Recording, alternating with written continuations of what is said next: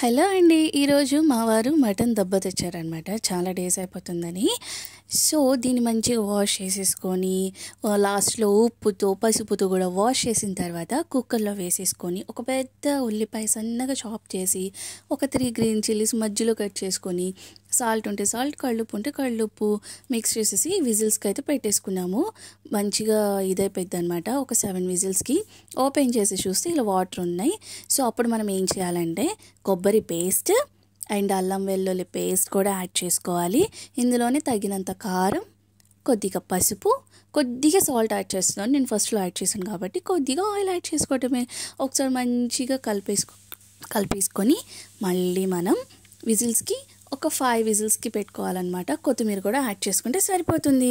చాలా అంటే చాలా ఈజీ అనమాట కుక్కర్‌లో కుక్ చేసుకోవటం. సో, అంతా అయిపోయిన తర్వాత ఫైనల్లీ కర్రీ అయితే రెడీ అయిపోయిందండి.